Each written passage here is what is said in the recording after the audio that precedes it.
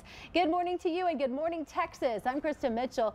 You know, cutbacks, layoffs, and the economy in general have made this next word one of the big hot buzzwords of the year, staycation. But what does a staycation really mean? Dallas Morning News columnist and frequent staycationer Matt Wixon explains in his book, The Great American Staycation, how to make a vacation at home fun for the whole family. Welcome to you, Matt. Thanks. Fun is the key word here. Yes, absolutely. You have had a lifetime of experience, but you used to call it fakecation. Yeah, that's the term I used for my parents' vacations that they would take me as one of their kids on when we were growing up.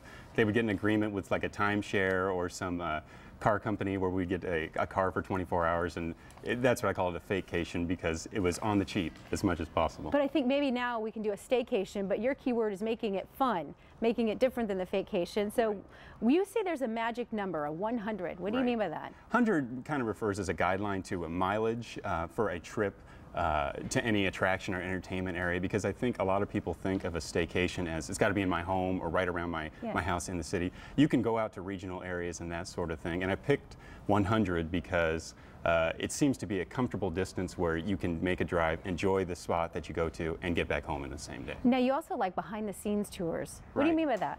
Well, I think, you know, the kind of things like there's the Bureau of Engraving and Printing in Fort Worth and that kind of thing. Of course, there's the famous Dallas House, South Fork Ranch. That's not so much for kids, but also the thing that I like to tell people is for behind-the-scenes tours, they don't have to be these formal kinds of tours. A lot of times, especially if you have kids, you can just, you know, ask somebody, like at a bowling alley, can we see the pin setters behind there? They will do that for you. My kids are young enough, they would absolutely think that was the coolest part of their day. They would love that. And like a theater, projection rooms, that sort of thing. You know, if you're nice, they want to be nice to their customers. They want you to come back. They will open some doors for you. And now we're looking at some pictures. Are these your kids doing the bowling? That's bowling. Yeah, that's Ryan bowling. And we'll talk about some of the vacations you recommend, but I want to ask you too, real quickly, what's the biggest mistake people make on staycations? I think the biggest one is that they don't plan ahead. And I understand how that happens, because the staycations, you know, most people think of it as what a staycation is going to be. I'm not going anywhere on vacation. I'm just taking time off from work. So they think, well, when the time comes, I will just take it easy. I will try to have some fun,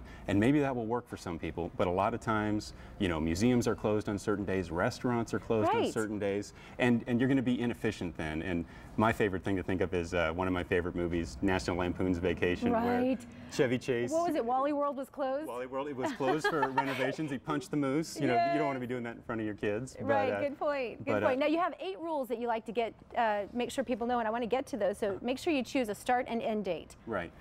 And then, go ahead. I was going to say, yeah, I think that's a big one, because you want, with your staycation, as much as possible to make it like a traditional vacation, treat it like a real vacation. And so if you create a start and an end date, it helps you, you know, take that time between there to have fun and maximize your relaxation and that. So you get out, get your household projects out of the way, taking the car to the garage and that sort of thing, get it out of the way early, so you're not weaving those kind of things in with fun stuff, so you can really relax and make it as much like a real vacation. And then that mental distance, you got to do that, distance. and then you have to make sure you treat yourself. Of course, it's vacation. Maybe go to the spa or whatever treating yourself may mean to you. Yeah, because I know we're doing it for budget reasons. 99% of the time, a staycation is budget reasons. But and what do you mean by remember it? Remember it means, again, treating it like a real vacation. You take photos, you take video, you buy souvenirs. You know, like you can get like a vacation stepping stone to make in your backyard. You know, you want to treat it like a vacation, like it's something special, not just counting down the days until you go back to work. And what I liked about your book also was maximizing your hometown. You have a lot of websites and things that we can do right here in DFW. Yeah, we're very lucky. And it really boils down to stay positive.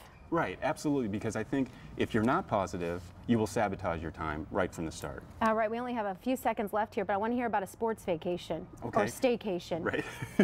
Well, some ideas for a sports staycation. Of course, sporting events are fantastic, major and minor leagues. Of course. You know, minor leagues are really great, minor league baseball, because you get the kind of special treatment when you're a person there. And stadium tours are fantastic, taking lessons, and yeah, that was at a Rough Riders game. There's miniature golfing. There's so much to do right here, and that's what you're going to do when you go to some other towns. So whatever money you were going to spend on traveling in the hotel, why not do it right here at home? Absolutely. Matt, thank you so much. Again, the title of Matt's book is The Great American Staycation, How to Make a Vacation at Home Fun for the Whole Family. And you can find it at the major bookstores. Over to you, Amy.